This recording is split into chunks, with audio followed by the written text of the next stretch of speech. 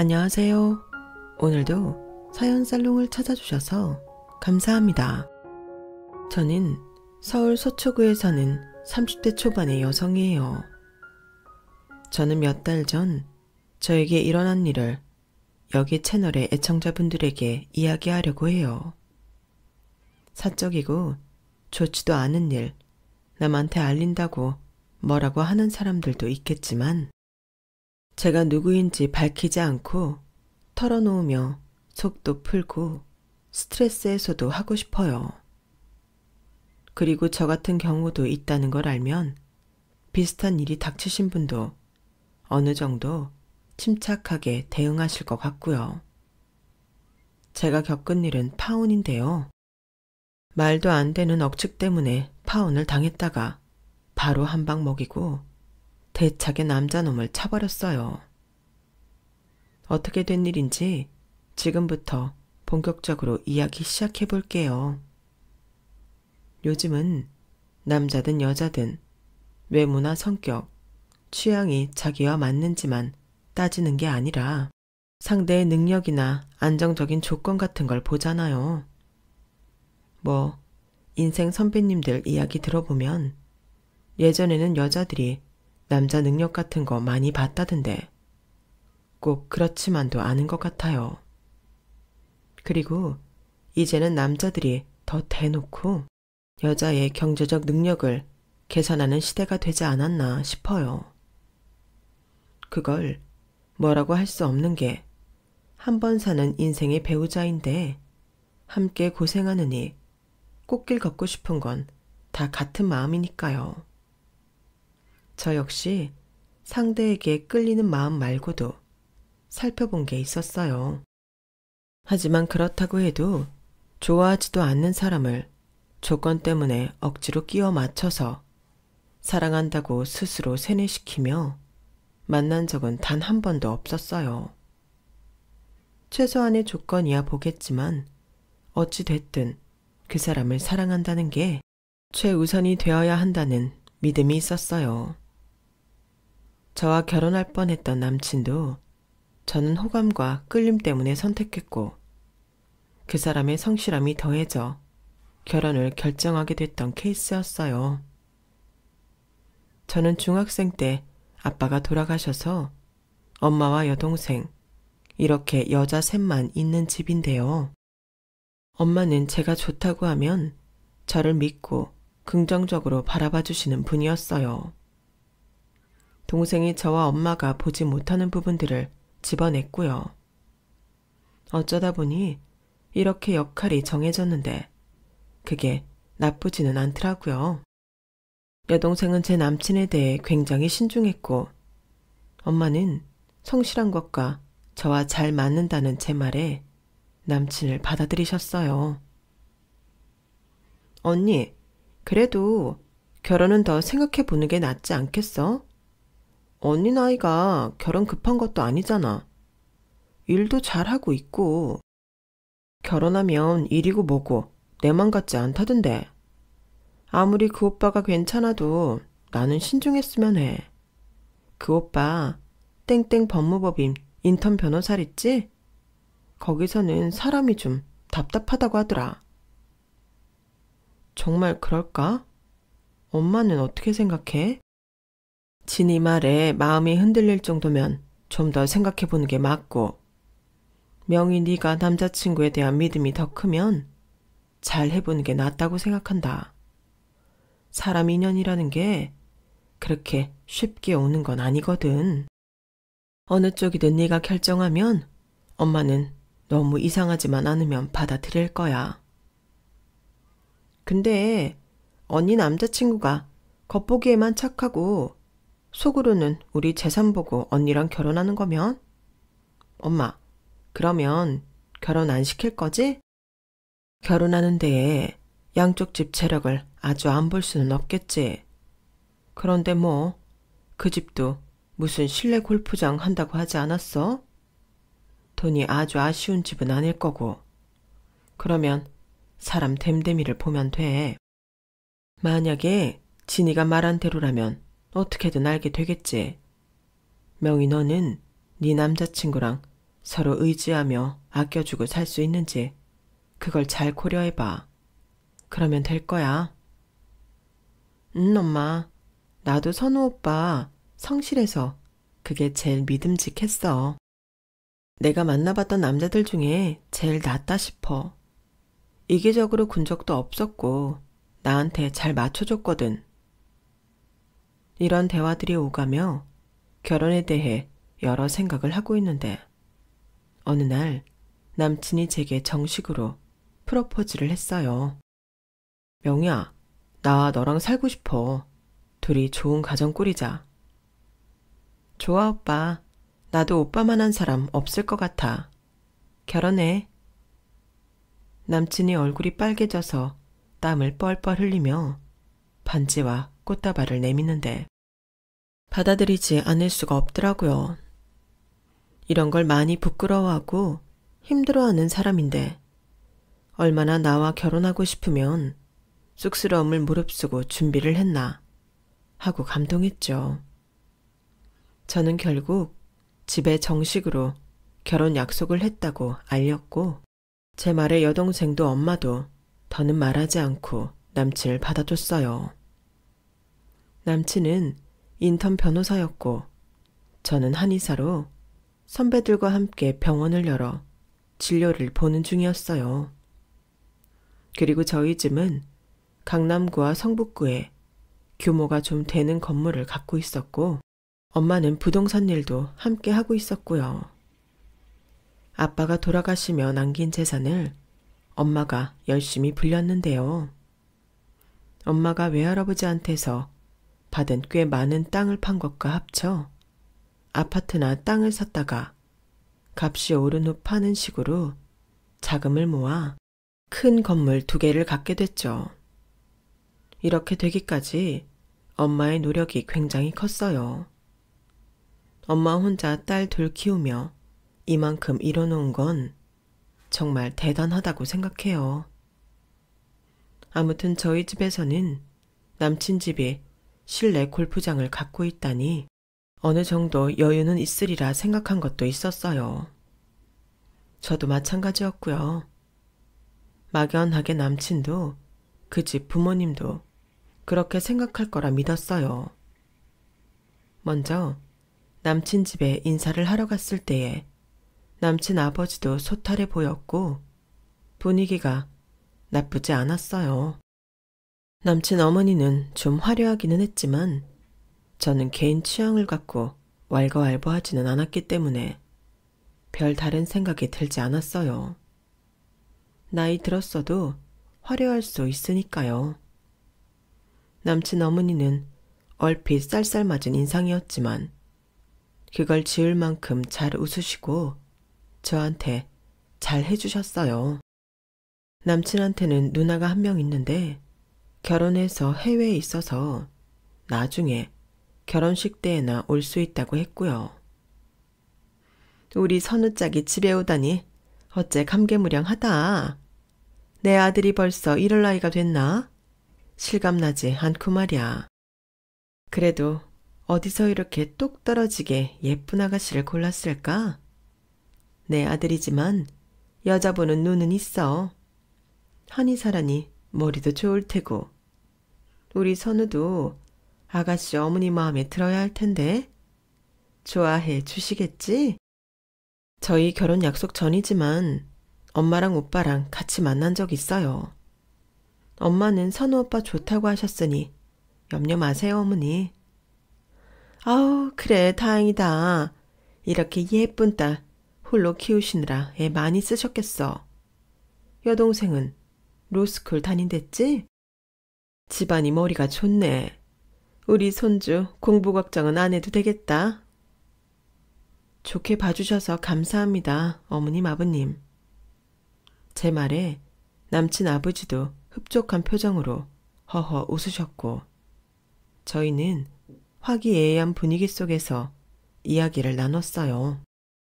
그러다가 남친 어머니가 대뜸 저희 엄마에 대해 물어봤어요. 어머니가 무슨 건물을 갖고 있다고 했지? 어디랬지? 성북구? 네, 맞아요. 엄마는 건물에서 나오는 새 받고 계세요. 저는 굳이 더 큰 건물이 있다고 덧붙이지 않았어요. 거기서 괜히 그런 말하는 게 좋을지 나쁠지 몰랐거든요. 분위기라는 게 있는 건데 제가 자랑하는 것처럼 보이면 좋았던 대화 자리가 썰렁해질 수도 있잖아요.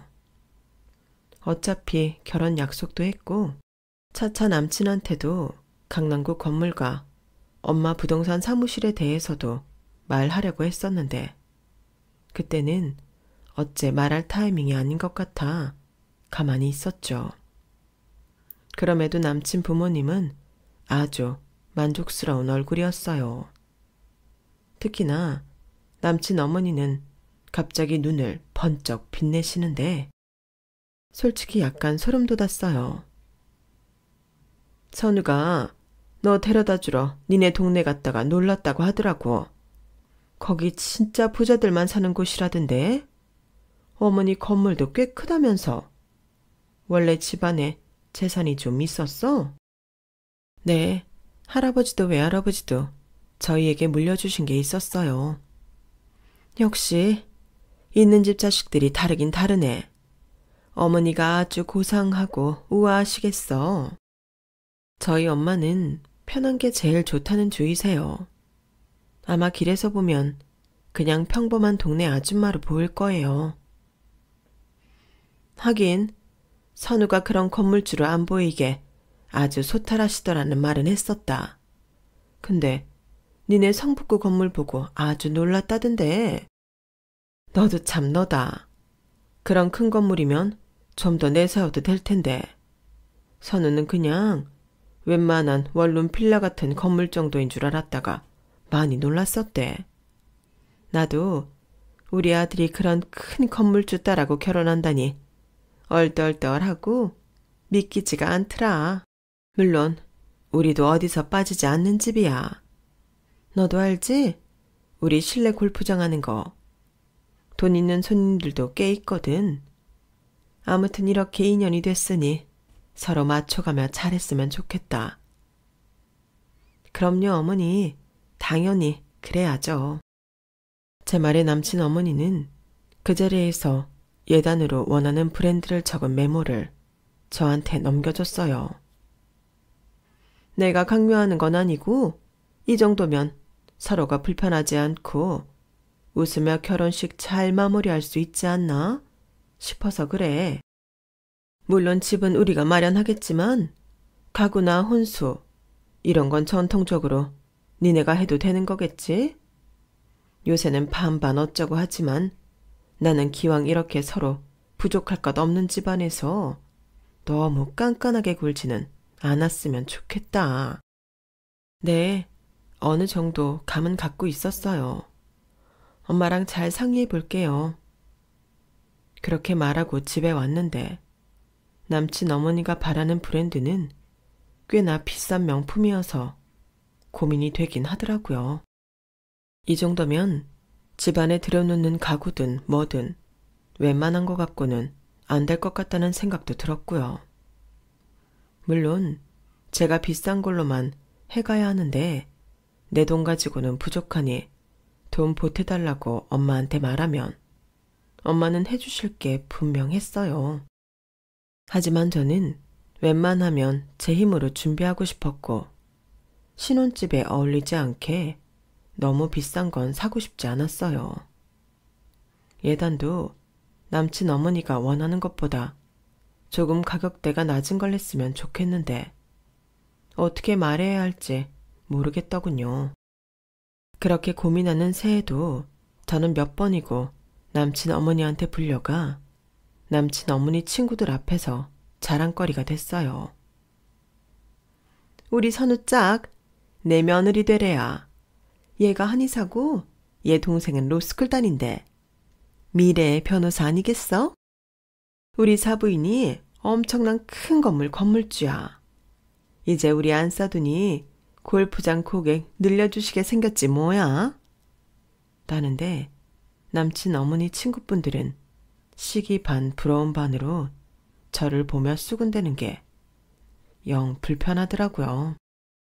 저희 엄마가 골프장에 손님 보낸다고 한 적도 없는데 딱 집어 이미 그렇게 된 것처럼 말한 것도요. 게다가 저는 그 자리에 식사값을 전부 계산해야 했어요. 이런 일이 몇 차례 반복되고 나니 저는 완곡하게 그런 자리는 거절해야겠다는 생각이 들었어요. 제가 마음에 들어서 며느리를 드린다고 좋아하는 건 알겠지만 제가 지출하는 것도 무시할 수 없었고 결코 기분 좋은 자리가 아니었으니까요. 그런데 하루는 저를 어느 백화점으로 부르더라고요. 그 백화점은 손에 꼽는 명품 매장들만 있는 곳으로 유명했는데 남친 어머니는 제 손을 딱 잡고 아주 비싼 시계를 가리키며 이렇게 말했어요. 예, 나랑 우리 아들은 저거 여성용 남성용으로 해줘야 된다. 알았지? 잊어버리지 마라. 이게 딱 이 백화점에만 있는 물건이래. 그래서 내가 어쩔 수 없이 너 여기로 부른 거야. 점심은 이 근처 오마카세 일식집으로 갈까? 그런데 너는 왜 이렇게 얼굴이 까칠해 보이니? 옷차림은 이게 또 뭐야? 이런 데 나오는데 후줄근하면 매장 직원들도 우습게 본다는 건 모르니? 너 한의원 출근할 때는 이러고 다니는 거야? 아니 하다못해 명품 구두에 가방은 들어야지. 어디 상표도 없는 걸 하고 다니니? 명색이 한의사가. 어머니, 저는 브랜드보다는 가죽 제품 안 쓰자는 주의예요. 비건이라고 하잖아요. 가방이나 구두도 되도록 동물 가죽 아닌 걸로 사서 쓰거든요. 오빠가 얘기 안 했나 보네요. 그런 브랜드 중에서 저한테 어울릴 만한 걸로 골라서 사요. 아니, 암만 그래도 이런 데 나올 때도 그렇고 앞으로 우리 친척들도 만나고 해야 되는데 그럴 때도 뭔 비건인지 싸구려 같은 거 하고 다니면 안 되잖아. 웬만하면 오늘 가방하고 구두는 좀 사가지고 들어가라. 어머니, 비건이라고 해도 고급 제품도 많아요. 제가 들고 있는 것도 싼 거 아니에요. 이해해 주세요. 아니다. 그건 아니야. 우리 체면도 있는데 너 앞으로 너 편한 대로만 살 거야? 그건 아니지. 결혼이라는 건 서로 맞추는 건데 네 시부모 입장도 생각해야 되지 않겠어? 라며 막무가내로 저를 명품 매장으로 끌고 가서 가방하고 구두를 골라 떠안기더라고요. 그런데 그걸 남친 어머니가 사주는 것도 아니고 저더러 계산하라는 거였어요. 거기에 자기 가방까지 얹어서요. 나 이거 전부터 마음에 들었던 건데 오늘 같이 하면 되겠다. 여기 이거 다 같이 계산해 주세요. 고맙다. 잘 들고 다닐게. 너무 기가 막혔지만 직원들이 다른 손님들이 들어와서 바빠지길래 어쩔 수 없이 계산을 해야 했어요. 물론 그러는 제 표정이 좋지만은 않았을 거고요. 남친 어머니는 신이 나서 쇼핑백을 휘두르며 백화점을 나섰어요. 근데 말이야, 니네 어머니도 꾸미는데 관심 없으셔? 보통 이런 건 딸들이 엄마 영향을 받을 것 같아서 물어보는 거야. 네, 엄마도 명품 브랜드에 관심 없으세요. 굳이 비싼 거 찾지 않아도 옷감 좋고 바느질 잘 된 좋은 거 사서 입으세요. 저도 그렇고요. 몸 아프신 환자분들 한의원 오셔서 한의사 옷 보는 일이 있겠어요. 옷도 가운으로 다 가려지는데요. 그래도 그거 아니다 너. 사람은 자기 지위에 맞는 격이라는 게 있는 거야. 네가 안사돈한테 못 배웠으면 나한테 배우면 되겠구나. 오늘 이왕 나온 김에 쇼핑 좀 더 하고 들어가자. 라며 막무가내로 저를 다시 백화점으로 끌고 들어가시길래 오늘은 잠깐 나온 거라 병원에 들어가야 한다고 겨우 거절했어요. 남친은 자기 엄마 혼수에 크게 신경 안 쓸 거라고 했는데 전혀 아니니 저는 당황스러울 수밖에 없었어요. 하나뿐인 아들이 결혼을 하니 그럴 수도 있겠다 하며 이해하려고 했지만 제가 그날 같이 백화점 쇼핑을 안 했다고 앞으로 같이 다닐 쇼핑 목록을 저한테 보내신 건 진짜 황당했어요. 그리고 저한테 전화가 걸려왔어요. 얘, 너 내가 보낸 문자 받았지? 그건 내가 너 품격 갖춰주느라 보낸 거고 신혼집 혼수 말이야. 그거 나랑 같이 사러 다녀야겠다. 너 하는 거 보니까 어떤 거 고를지 뻔하게 보인다. 아무리 니들 취향이 있어도 집에 놓고 쓰는 물건들은 손님들도 오고 할 텐데 허접한 거 절대 안 된다. 이렇게 본격적으로 간섭을 하니 저는 남친에게 불평을 했고 남친은 자기 엄마가 크게 잘못하지도 않았는데 왜 그러냐고 해서 처음으로 싸우기까지 했어요. 애초에 네가 엄마한테 맞춰주는 척이라도 했으면 안 그러셨을 거야. 네가 너무 네 고집만 부리니 어른 보시기에는 안 좋아 보일 수도 있지. 솔직히 나이 드신 분들 볼 때 네가 하는 게 마냥 좋아 보이기만 하겠니? 뭐야 오빠? 그 말은 오빠도 내가 하고 다니는 게 별로라는 거야? 아무리 그래도 명품 위주로 이제는 청담샵으로만 다니려고 하시는데 나는 그런 옷이고 구두고 가방이고 필요 없다고. 본인이 필요 없다는데 왜 그러시는 거야? 내가 방금 말했잖아. 어른들 볼 때 네가 하고 다니는 게 좋아 보이면 그랬겠냐고. 그게 꼭 명품이어야 해? 그렇게 비싼 걸 해야 되냐고. 그리고 어머니 그런데 갈 때마다 꼭 어머니 거 하나씩 끼워서 계산하게 하시더라. 지금 시어머니 거 결제한 것만 얼마인 줄 알아? 나 평생 이렇게 사치품에 돈 써본 적 없어. 너 그러니까 우리 엄마가 너 살 때 물건 몇 개 좀 같이 계산해 달랬다고 그거 가지고 그러는구나. 하, 너 심보 좀 고쳐. 아무리 그래도 네 시어머니 되실 분인데 그게 아까워? 뭐? 지금 말 다 했어? 저희 싸움은 갈수록 커져만 갔고 서로 감정이 상한 가운데 저는 시어머니한테서 또 가구 보러 가자는 독촉 전화를 받았어요. 저는 이대로는 안 되겠다 싶어서 계속 학회가 있어서 시간이 안 나니 나중에 하겠다고 말씀드려 겨우 미뤘고요. 그런데 시어머니가 이런 말을 하는 거였어요. 내가 어제 오늘 니네 건물 가봤거든? 근데 참 관리도 잘 되어 있고 깨끗하더라. 그게 세가 다 얼마니? 그 건물에 평원들도 있던데 니네 한의원도 거기 들어가지 그랬어. 그러면 세도 아끼고 좀 좋니? 한의원은 저 혼자 하는 게 아니고 선배님들하고 같이 의논해서 결정한 거라서요. 저희 시작할 때는 엄마 건물에 빈자리도 없었어요. 그런데 댁에서 먼데 거기까지 가셨어요? 아니, 궁금하잖아. 사돈될 집 건물이 어느 정도인지 알아는 봐야지. 거기 지나다니는 사람들한테 이게 나중에 우리 아들이 물려받을 거라고 말하고 싶어. 입이 근질거리더라고. 내가 너무 좋아서 막 웃음이 나니까 다들 쳐다보고 말이야. 저는 여기서 또 한 번 확 깨더군요. 아니, 누구 건물을 누구한테 준다는 건지, 어떻게 그걸 자기 아들이 물려받을 거라고 생각하는지 김칫국도 너무 심한 거 아닌가요? 점점 남친한테도 남친 어머니한테도 정이 떨어지고 있었지만 곧 함께 옷을 맞추기 위해 만나기로 한 날이 되었어요. 상견례 날은 갑자기 남친 누나가 한국에 오겠다고 하는 바람에 좀 뒤로 미루고 그 전에 같이 옷을 맞추며 만나자고 했었거든요.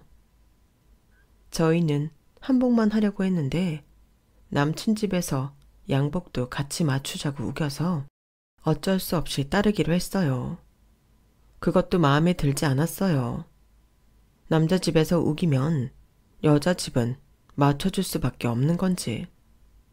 제가 불편한 티를 내자 엄마는 이렇게 말씀하시더라고요. 결혼 전에 괜히 이런 걸로 트집 잡히면 나중에 너만 피곤해. 우리가 못할 처지도 아는데 웬만하면 해가자. 그래야 네 신상에도 좋아. 아무리 지금은 선우나 그 어머니나 좋아 보여도 살다가 기분 상하면 이런 거 갖고도 싸우게 되거든. 네가 아예 싸움에 땔감이 될 건 만들지 말아야 돼. 라며 좋은 게 좋은 거라며 저를 달래셨어요. 그래서 저와 제 여동생은 엄마와 함께 남친 가족을 만나려고 강남의 부티크에 갔어요. 저희는 생전 그런 데 가본 적도 없는데 그것도 남친 어머니가 가자고 해서 가게 된 거였거든요. 남친 아버지는 자기는 굳이 양복까지는 안 해도 된다고 했다네요. 남친과 남친 어머니만 나와 있더라고요. 그래서 말인데요. 우리 선우 아빠는 백화점에서 제일 좋은 양복으로 해주셨으면 합니다. 저희가 여기서 맞추는 거에 빠지는 걸 해드려서야 되겠어요? 명희 시아버지인데요. 예, 그래야죠. 알겠으니 너무 염려 마세요. 남친 어머니는 신이 나서 먼저 옷치수를 잰다고 직원 앞에 섰어요. 저희 가족은 뒤에 소파에 앉아 있었고요. 그런데 남친 어머니가 치수를 재다 말고 자꾸 엄마를 쳐다보더니 곧 표정이 굳어져서 직원한테 잠깐 저리 가라고 하더군요.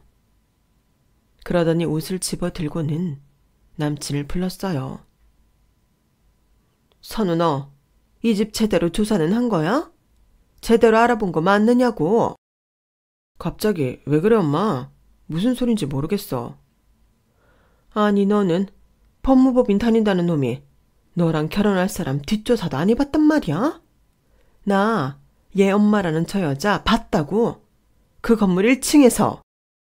긴가민가 했는데 출애해가지고 거기 박스 줍는 여자랑 같이 있더만. 그런데 뭐? 그 건물 주인이라고? 그 말에 너무 놀란 저희 가족은 어리둥절해서 자리에서 일어났어요. 어머니, 지금 무슨 소리 하시는 거예요?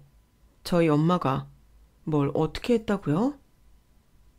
네가 왜 그렇게 빈티가 줄줄 나는지 이제 알았다. 뭐?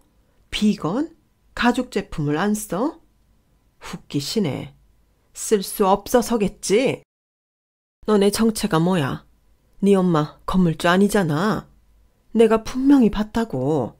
네 엄마 박스 주워서 정리하는 거. 엄마가 박스 주워다 고물상 갖다 주는 집이면 말 다 했지. 선우 너는 이거 말만 듣고 덥석 결혼 결정하면 어떡해? 하마터면 깜빡 속아 넘어갈 뻔했잖아. 그 말에 여동생이 화가 잔뜩 나서 한마디 했어요. 잠깐만요 아줌마. 지금 말 다 했어요? 우리 언니가 아줌마 아들을 속이기라도 했다는 말인가요? 그게 아니면 뭐니? 됐다. 아, 어쩐지. 혼수 보러 다니는 것도 자꾸 피하고 물건 사는데도 쪼잔하게 굴더라. 진짜 부자면 이럴 리 있겠어? 얼른 가자니까. 네 누나한테도 비행기표 취소하라고 해. 이 결혼 없던 걸로 합니다. 알았어요? 명희 너 우리 선우한테 들러붙을 생각하지 마. 내가 가만 안 둘 테니까. 남친 어머니는 저희 말을 들으려고 하지도 않았어요. 게다가 남친 역시 저를 혐오스러운 표정으로 보고 있었고요. 그동안 싸운 게 많아 감정이 쌓인 데다 자기 엄마가 저희가 거짓말했다고 하니 아주 꼴보기도 싫은가 보더군요. 저는 그런 남친의 표정에 충격을 받았고요.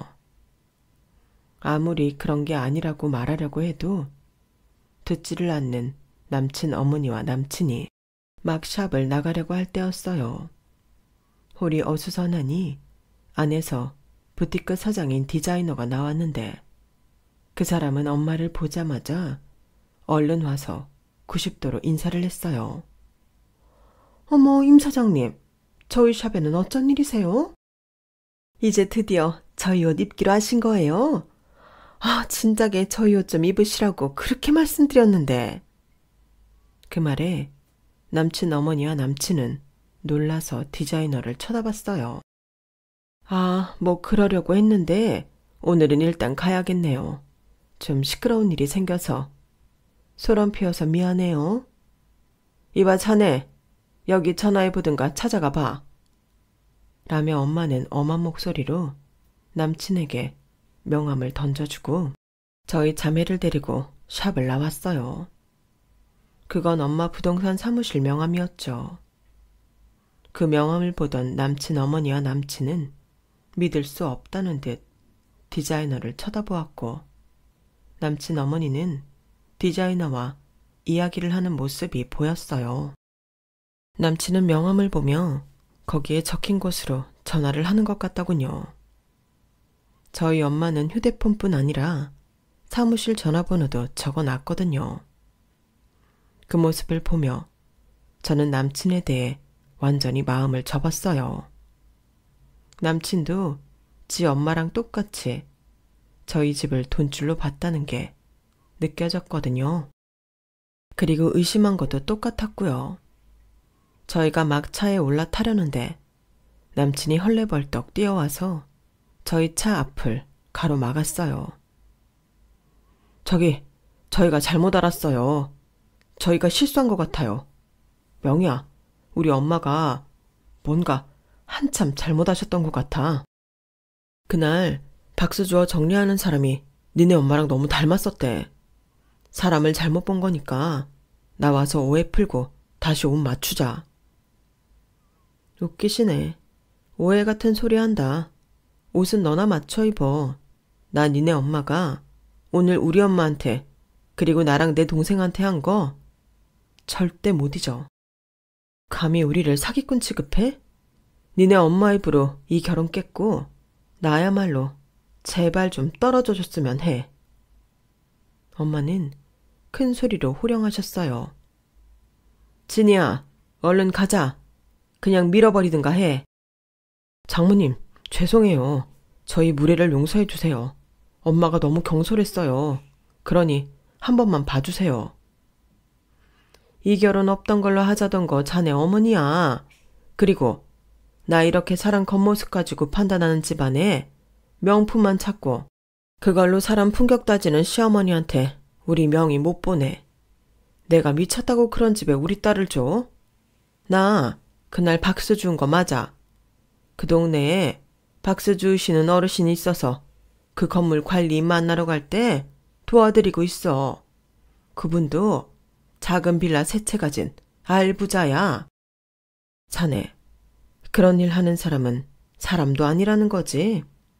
자네 어머니도 그렇고 나는 그렇게 겉으로만 번드르르한 집에 가서 우리 명이 물드는 거 싫으네. 아, 저리 비키지 못해? 그러자 여동생이 차 경적을 막 울렸어요. 저리 비켜요. 우리 진짜 화나면 막 나가는 수 있으니까. 이보세요, 김선우 씨. 당신 조심해. 그 법무법인에 내 선배들이 얼마나 많은지 알아? 내 동생 말에 얼굴이 하얘진 남친은 그제야 아차 싶나 보더라고요. 제 동생이 꽤 괜찮은 로스쿨 다닌다는 걸 새까맣게 잊고 있었나 봐요.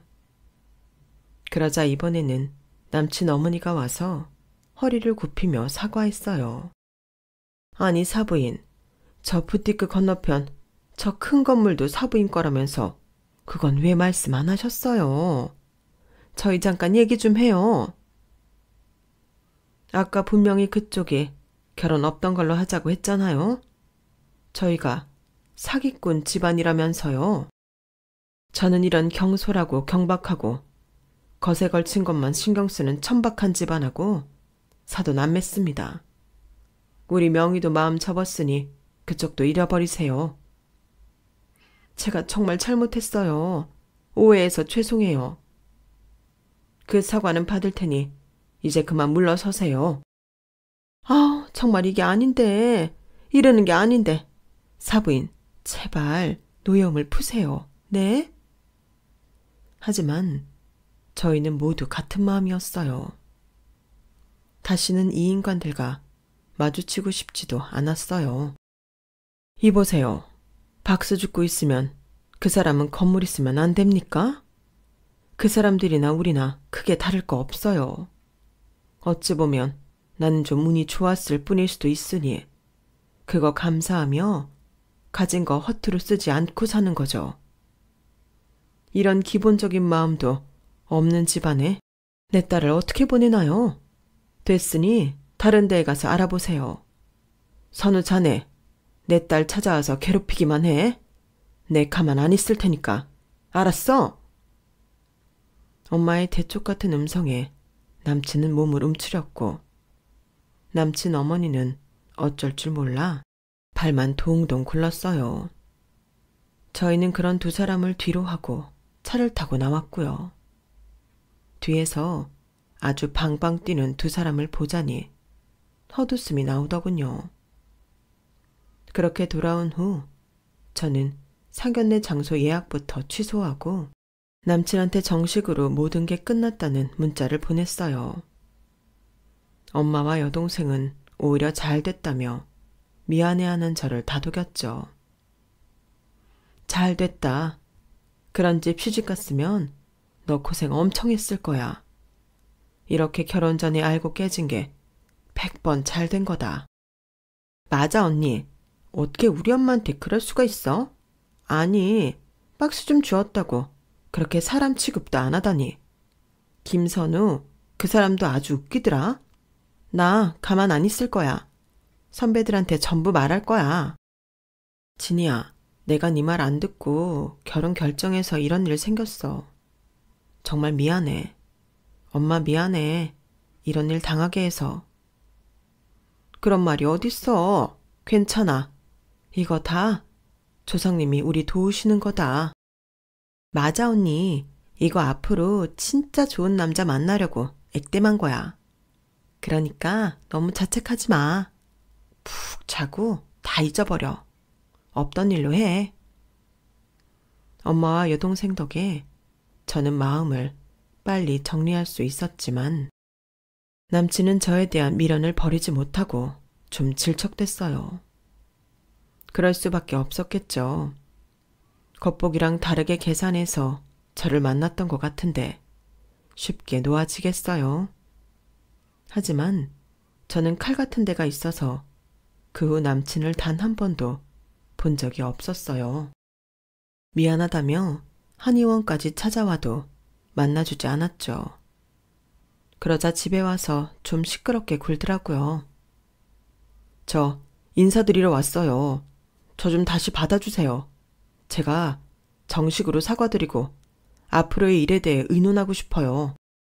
그러자 열받은 여동생이 남친한테 꽃병에 있던 물을 쏟아 부었어요.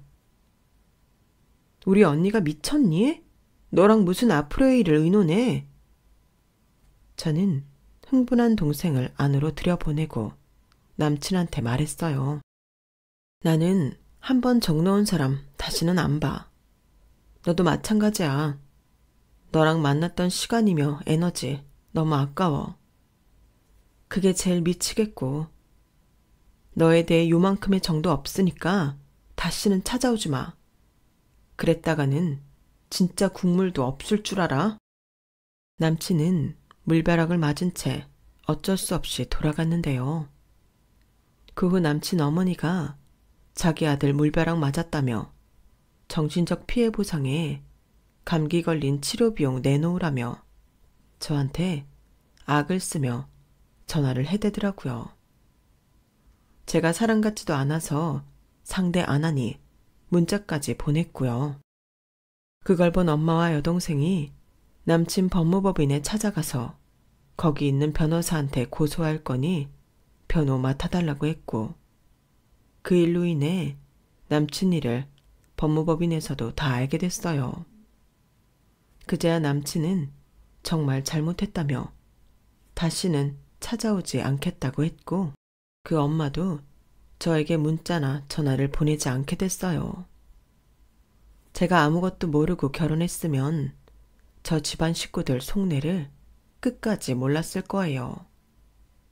그 생각을 하면 정말 소름이 끼치는데요.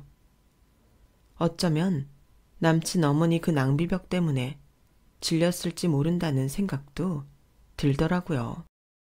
이랬든 저랬든 상견례전에 깨지게 된 게 천만 다행이었어요. 저는 앞으로 결혼을 생각하고 만나는 남자는 그 집 어머니부터 보려고 해요. 아무래도 엄마가 끼치는 영향이 큰 것 같아서 말이죠. 제 이야기는 여기까지예요.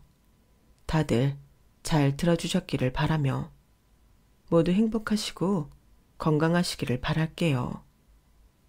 끝까지 들어주신 분들 감사해요. 여러분, 사연 댓글에 응원과 현명한 조언 부탁드려요. 좋아요와 구독은 저에게 큰 힘이 됩니다. 오늘도 좋은 일 가득하세요.